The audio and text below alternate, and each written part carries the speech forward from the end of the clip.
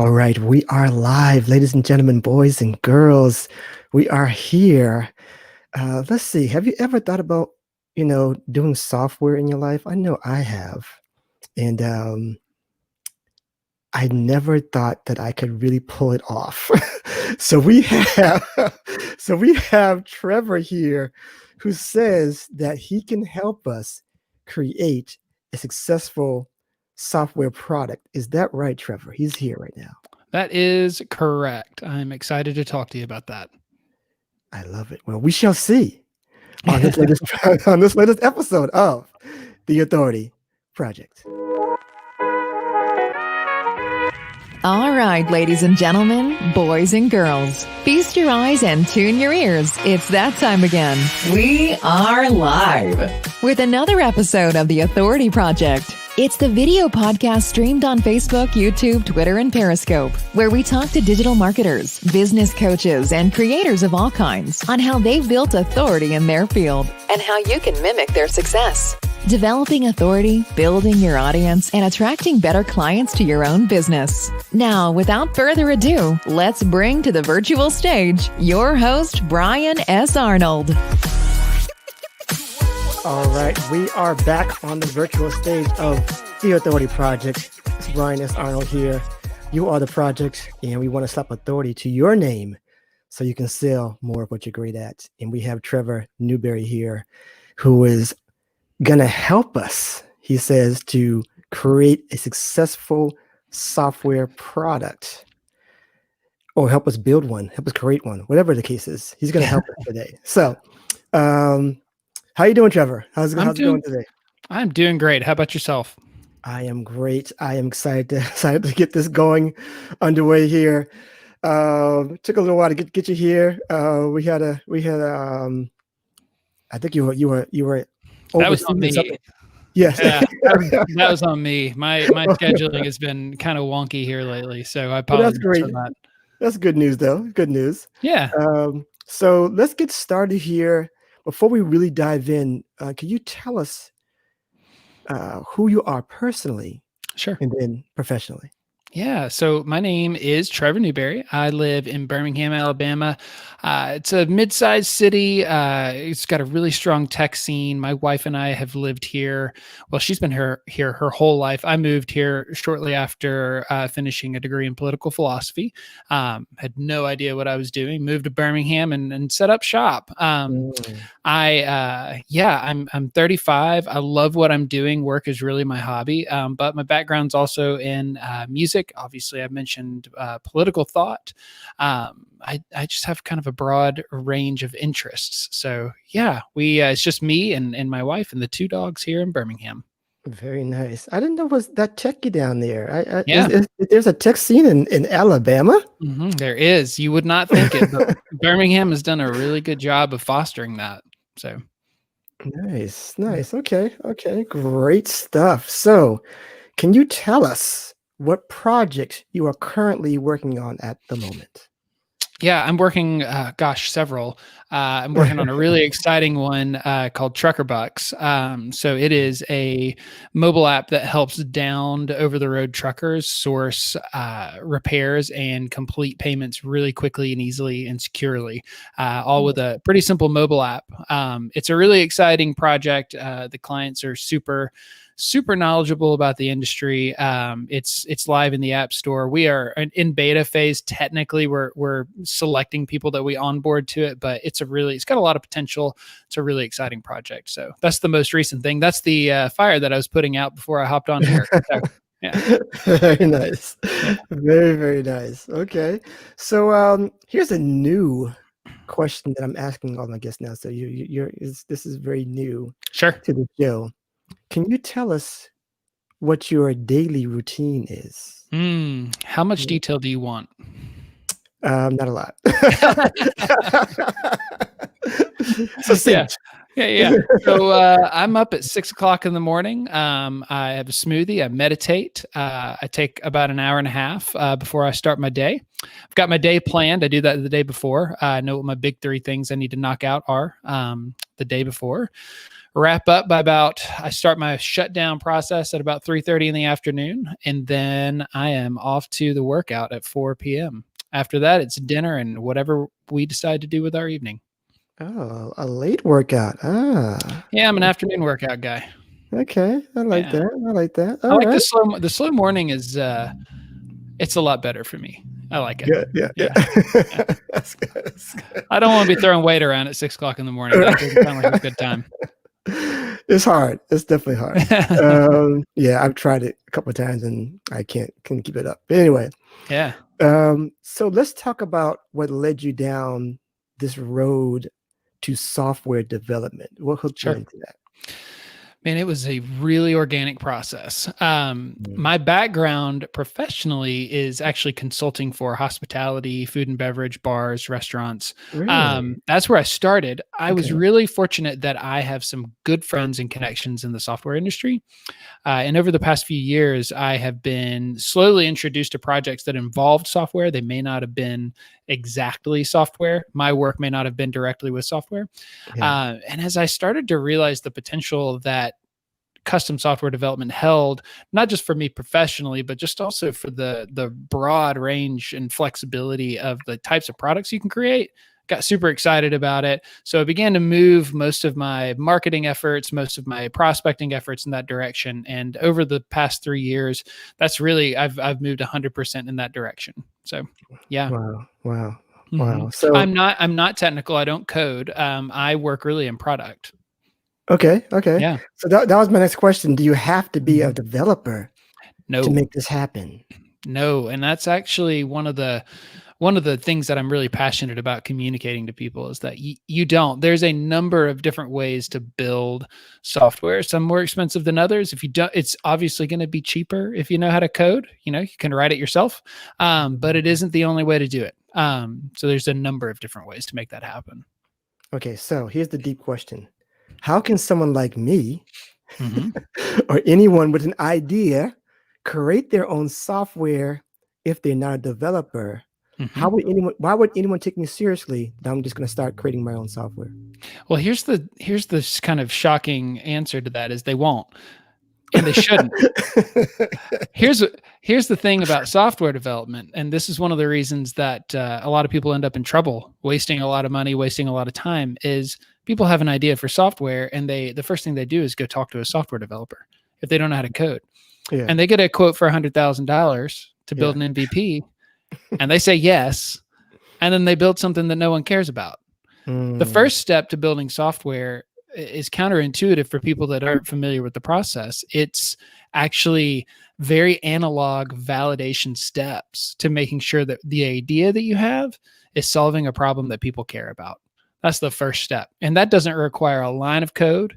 It doesn't require a mobile app. It doesn't require a website. You can do that just by getting on a Zoom call in the COVID times when we're not doing face-to-face as often, or hopefully post-pandemic, going to coffee with people that look and sound and participate in activities that make them a target customer for you, and just talk to them. That's the first thing you got to do. So the answer to your question is they probably wouldn't take you seriously until you do that work that's so essential on the front end of that process. great. I'm Yeah. glad we're here. I'm glad we're here because my Yeah. next question is this. Trevor, isn't this hard to put the whole thing together? I mean, give us some how to because it just every time I even think about something like this, because I got ideas. I'm sure everybody Sure. who's listening Sure. have ideas, Mm-hmm. but it just seems like it's just uh, a, a, a weight of stuff to do, especially when you don't know how to code, trying to put Mm-hmm. something together, trying to get people to create this thing that you're not even sure that you even trust or whatever. So it's Mm-hmm. just a whole lot. Yeah. Give us some how to really simplify this whole process. Here we go. Yeah, absolutely. So, I want to say at the very top that you're absolutely right. It's that way for any business. It's that way for any product. There's so much to do. Like where do you get started? The best way to do it, I know it's old advice. what is this phrase they use?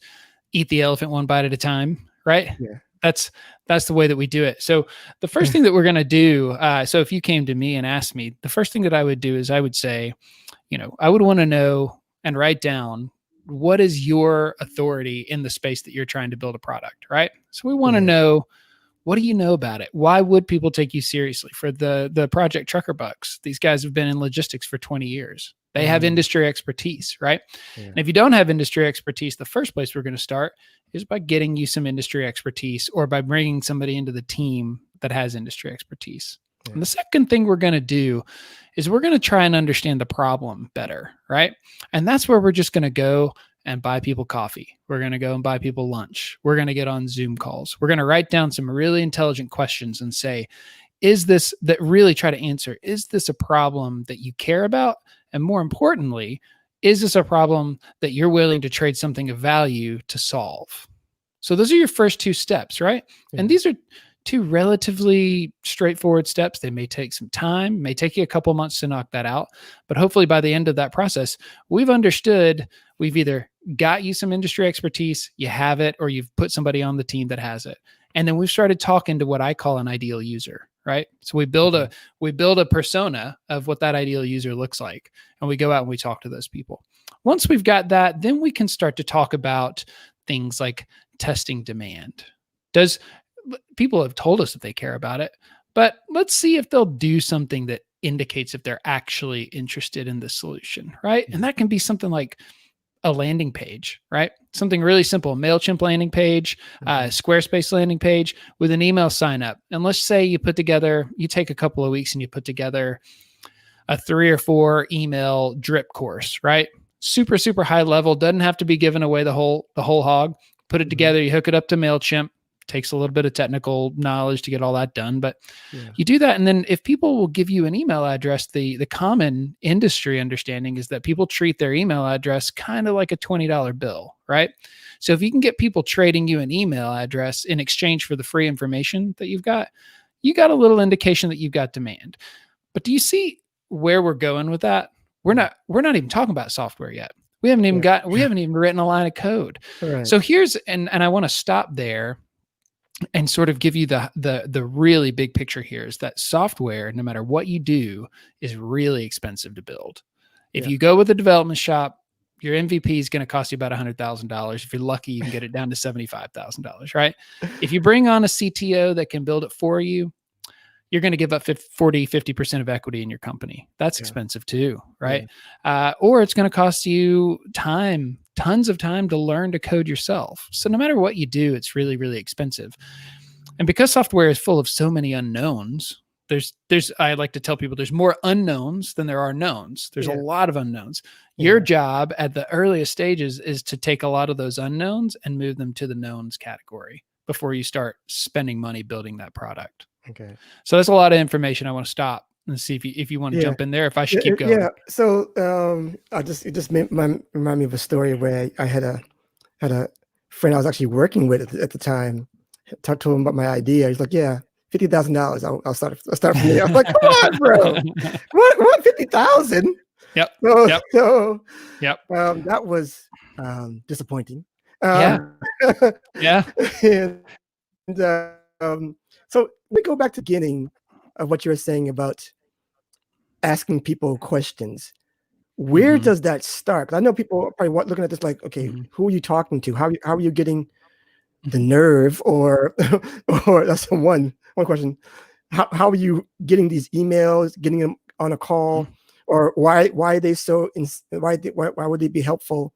Because I know some people who get calls all the time. I used to be at a job where people were calling all the time, but like they don't have time. Too busy for that. How do you get in and get the right people to answer these questions for you? So the first is it just from the landing page or something else? No. There's about 100 different ways to do that. I mean, the first place that I start is, ideally you've got some industry expertise or experience, right? So you already know some people. You got some people in your Rolodex that you can call. Now, the trade-off there is that if they're people that you're close to, that the information that you get from them can be a little compromised. There's a lot more of an incentive for them to say like, yeah, this is a great idea. This is an awesome idea. maybe they're probably not giving you totally unfiltered advice, but that's a great place to start. Also, gosh, Facebook and Instagram are wonderful because most things these days have some sort of niche group, right? Some sort of niche following. So jump in there, add yourself to the group and say, hey, I'm working on an idea. Would anybody be willing to hop on a Zoom call with me for 20 minutes, right? If you've got a little cash that you're willing to spend, you could even say, you want to hop on a Zoom call with me for 20 minutes, I'll send you a $10 gift card to Starbucks or something like that. Totally fair game, right? Today's pandemic reality means that getting in front of people is a little bit more difficult. But in a non-COVID world, you would also go to meetups. There's plenty of those happening. I know Boston has tons of those kinds of events happening all the time, and a lot of them have moved online. So you can do that too. But they cannot get all the way down to purchasing email lists. There's a number of different ways to do that. Now, if you have gotten to the point of building a landing page and getting people to give you an email address in exchange for something free, right? So like that drip email course or an ebook or something like that, those are really qualified people. Those are people that you're getting kind of golden with those email addresses, right? Because they've already raised their hand, as Seth Godin likes to say, and said, I'm interested in this, right? But at the very beginning, I'd start with your network. And again, if you don't have that industry expertise that you need, find somebody that does and say, hey, can you help me out with this? Like, I want to add you to the team. Let me make you a co-founder. Quick story about that. I actually, one of the links that we talked about before we started recording, before we started the stream, was AppThink, a new product that I'm building. So Newberry Consulting is just me.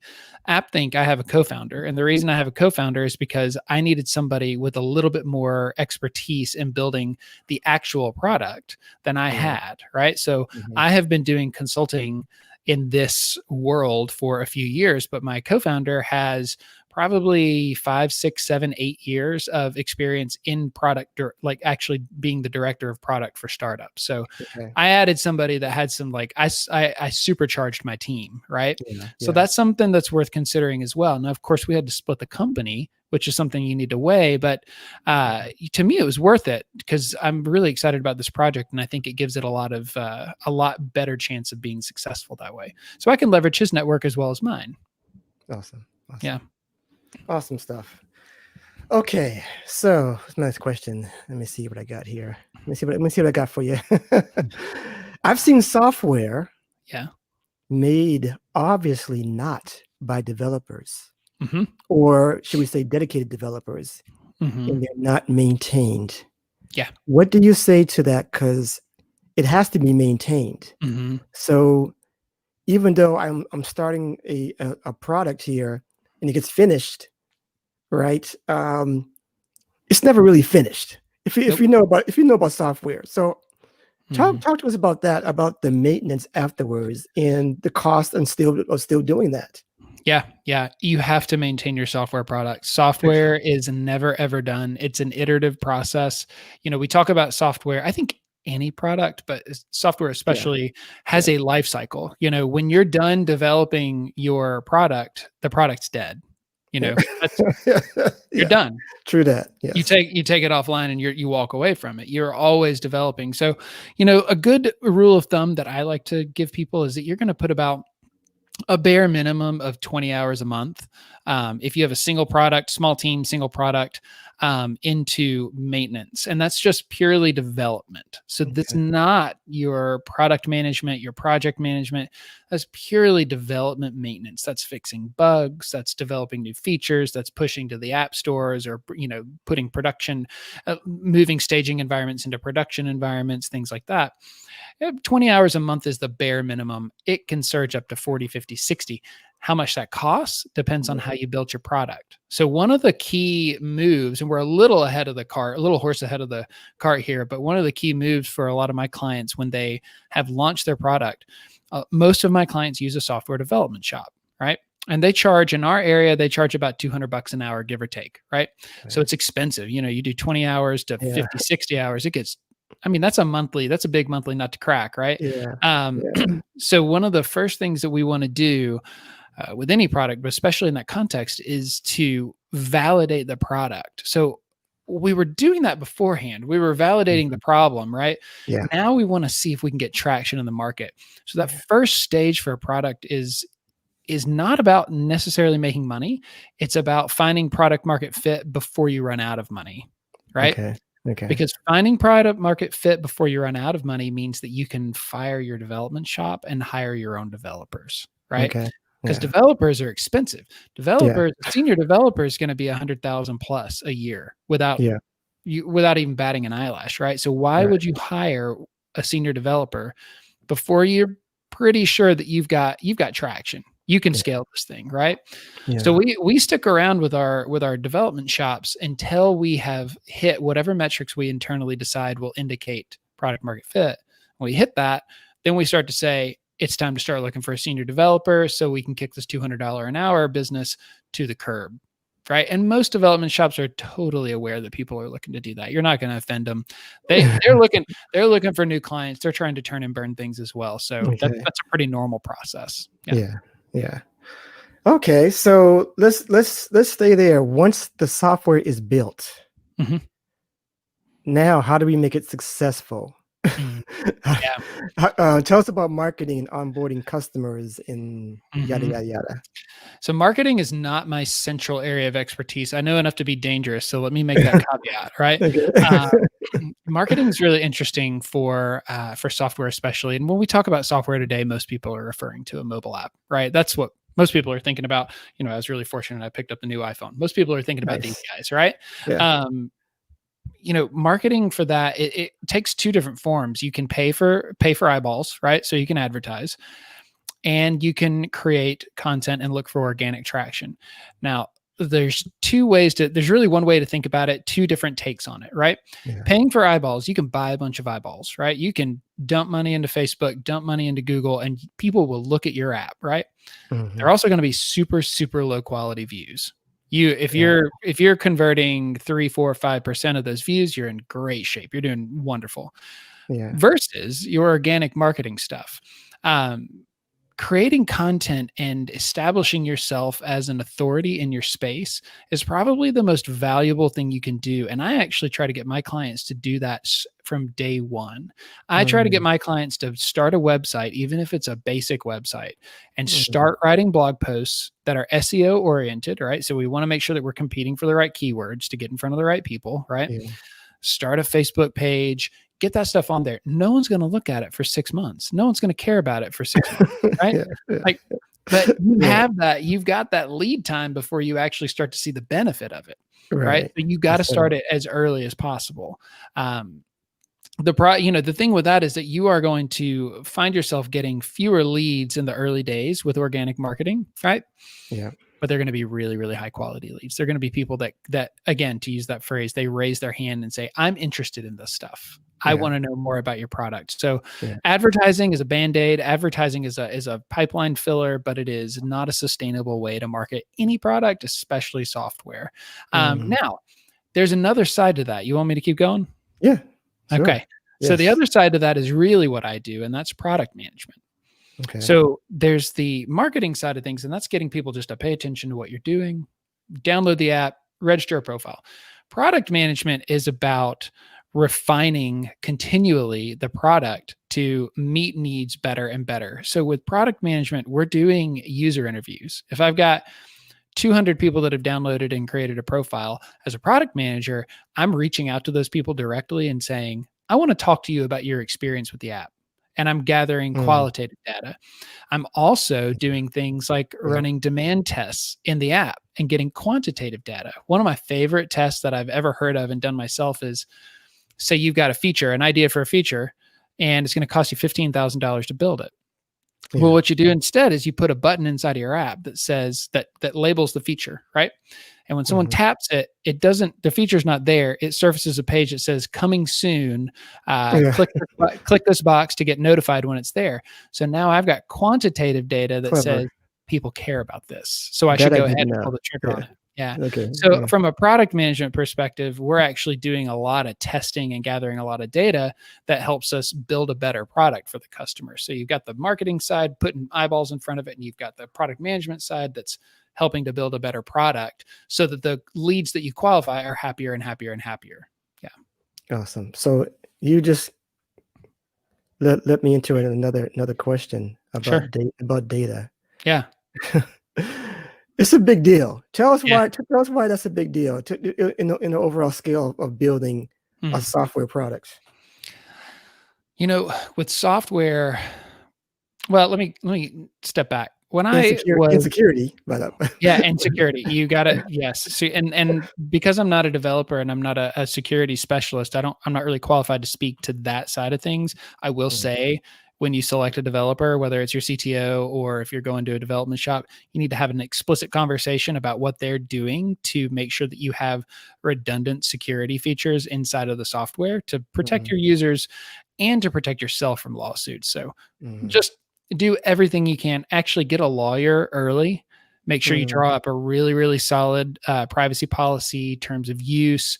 All that stuff needs to be rock solid. So that being said, in terms of the data side of things, when I was running a restaurant per se, I was directly in front of my customers day in and day out, and I could ask them questions. I could see how much of their food they'd eaten, whether or not they had any of their drink left. I could kind of gauge how they felt about their experience and the product that we were creating.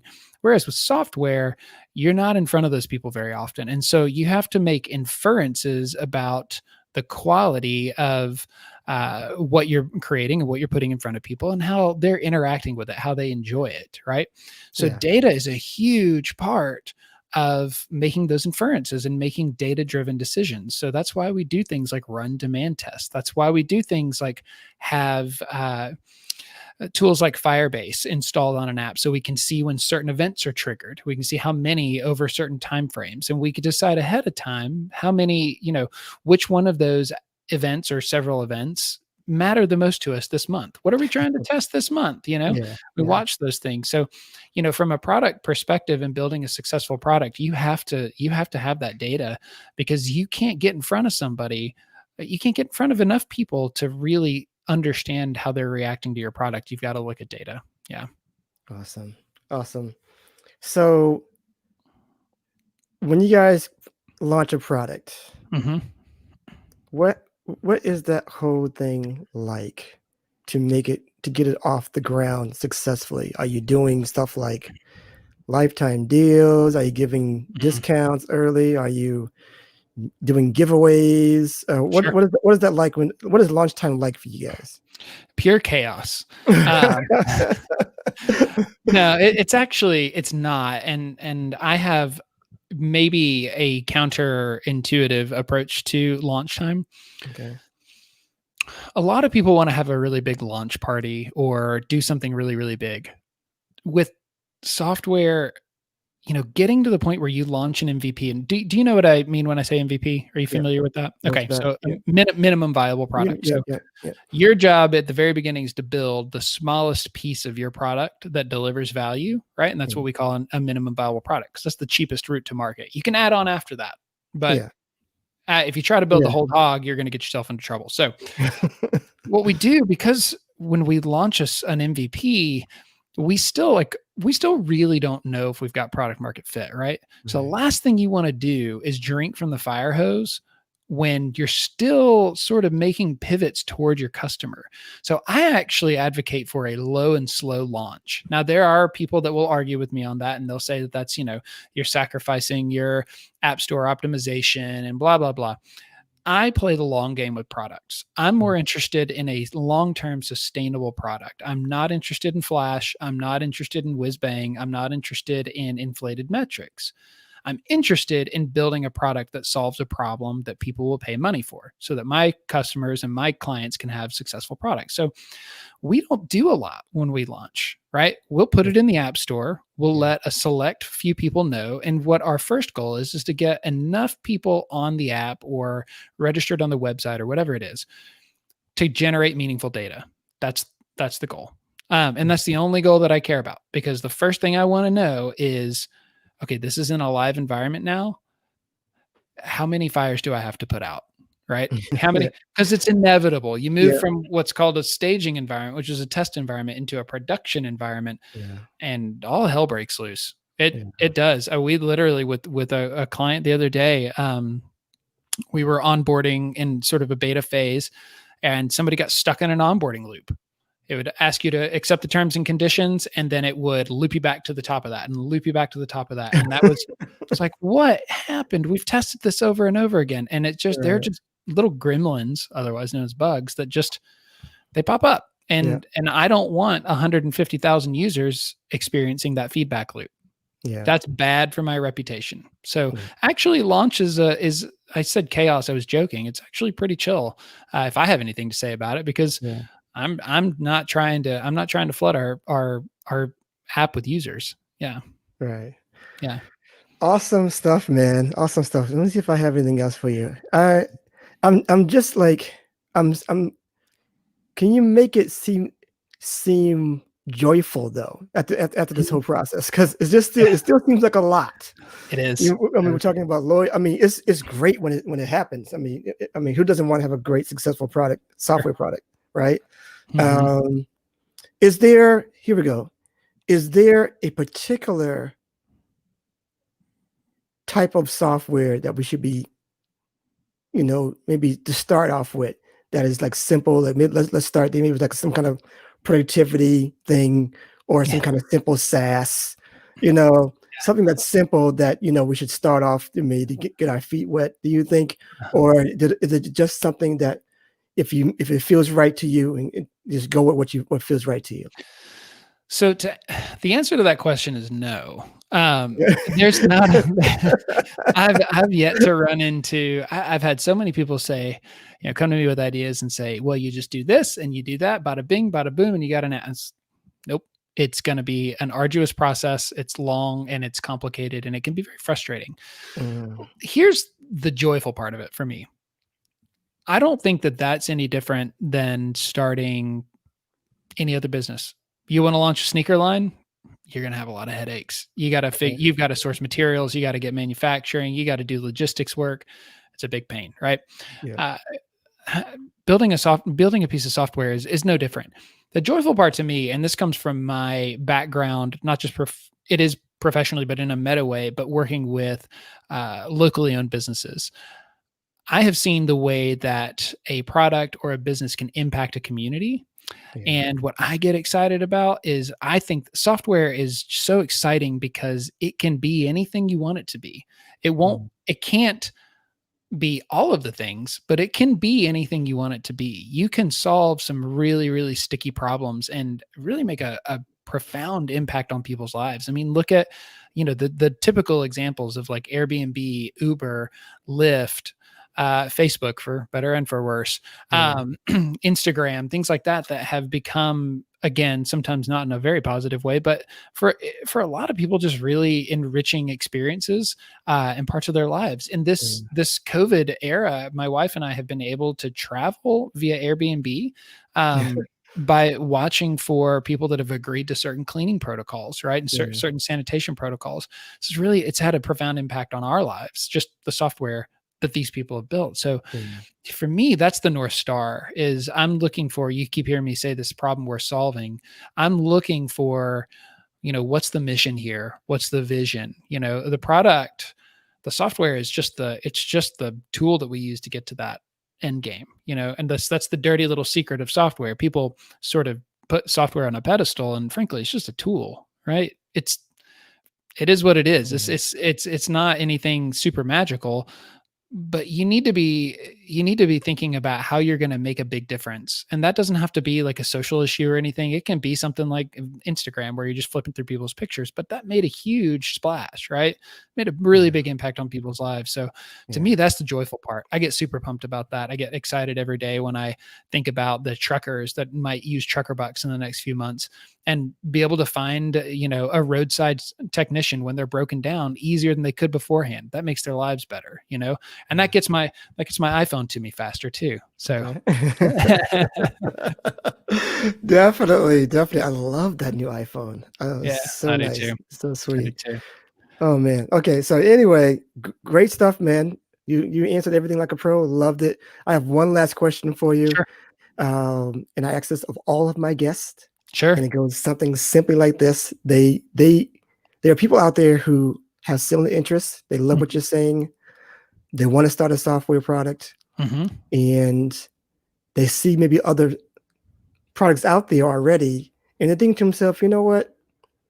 I want to do this, but I want to be, I want to do it right and somehow be the authority in this space in some way.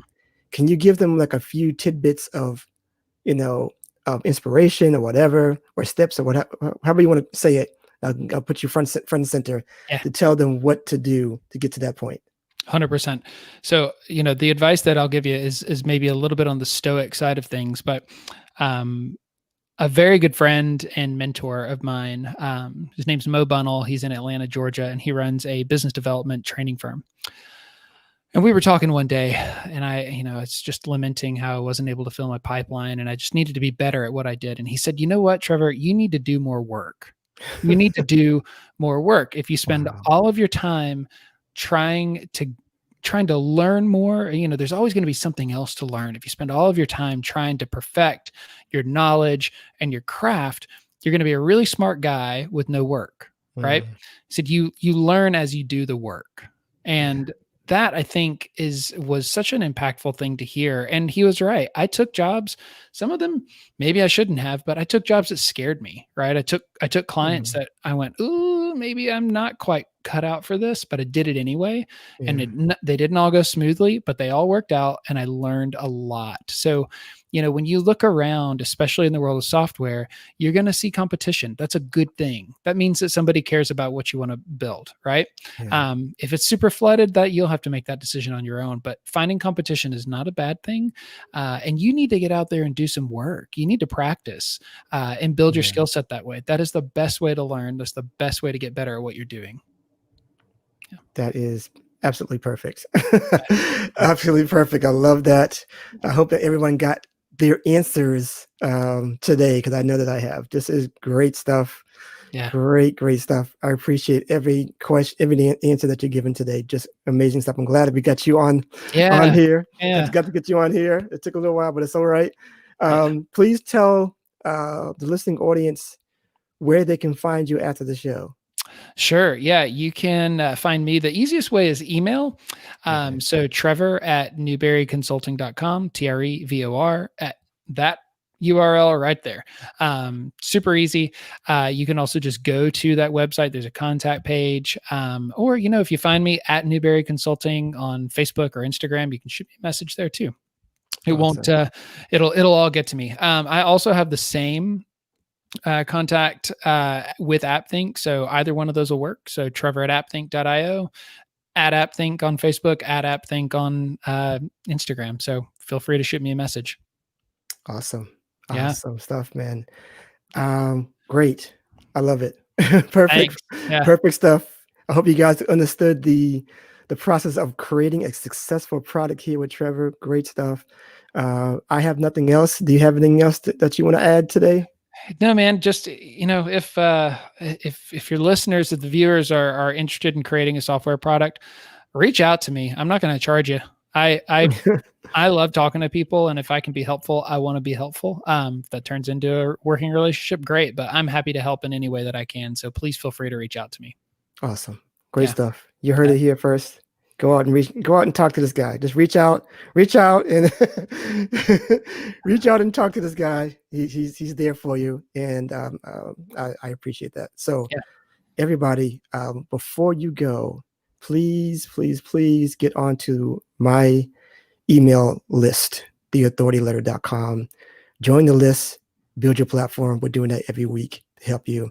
We're just getting started, so you're not late. Get on there or text "We Are Live" at 44222 to get on there. All right. Awesome. And that is it for this episode of the Authority Project. I appreciate everyone listening, watching, and then listening later on the podcast. Take care and be blessed. And we'll see you all next time. Take care. Thanks. I appreciate it. And that's a wrap for this episode of The Authority Project. Thanks so much for tuning in. And if you like what you heard, we want to hear from you. Subscribe, rate, and give an honest review. Share and tell your friends so they can hear too. And for even more authority building tactics, be sure to sign up at theauthorityletter.com. Get free weekly content and ongoing digital product giveaways to help you on your entrepreneurial journey. We certainly hope you got a key takeaway or maybe an aha moment from today's broadcast. Just remember, it's your authority. Build it, share it, and they will come. Until next time.